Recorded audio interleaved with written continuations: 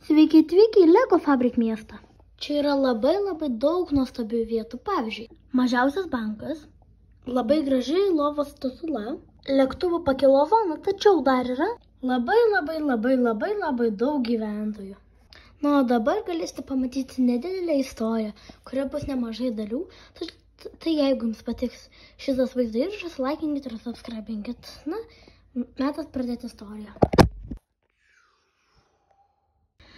Kaip prezidentas, kaip yra šitas mūsų žalės rameščiakas esam, reikia visus sukviesti ir pranešti naują žinią.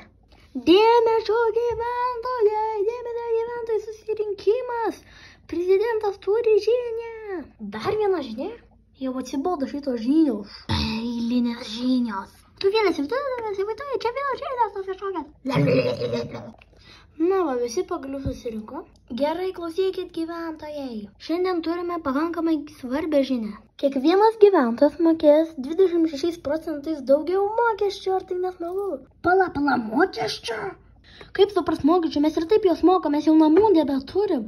Ir maisto pakankamai nebeturim.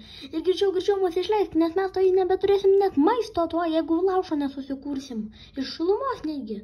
Klausykit, mums labai visiems čia sunku gyventi, negu man. Kaip supras, tau irgi sunku gyventi. Iš vis gyveni 5 žvaigždučių bunkerį, kur tave visi saugo. O mes čia mokam mokesčius ir badaujam.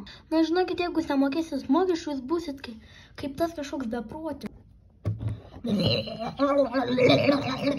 Jis beprotis dėl to, kad jis jau beveik negyvas. Jis beveik taip pavers visas į robotą. Šiaip jis būtų sveikas, jeigu mokesčius mokėtų. Ką tu čia meluoji, mes jau nenorim, mes to įsikraudys. Paklausykit, prižadu, kad per sekančias žinias, jeigu jos bus, pasistengsim, kad nereikėtų, kad kuo mažiau didinti jums mokesčius arba išvis nedidinti daugiau. Tai ačiū Dievui. Dabar jūs esate laisvi. Na, va, visi čia pagaliau gali ilsėtis. Gal nuskrisite su lėktuvu į kokią kitą salą? Jo, kodėlgi ne. Lėktuvas išskrenda pabiškį iš Satės. Prašome visų atsitraukti, kas yra šalia lėktuvą. Pip. Šitas prezidentas man nepatinka, jo, man irgi. Man irgi. Žinot, jeigu aš galėčiau kažką padaryti, tai aš tapčiau tikrai geresnė prezidentė. O aš prezidentas. Man atrodo, jis sako, kad jeigu atvirkščiai mes mokėsim tos mokesčius, tai būsim kaip tas beprotis.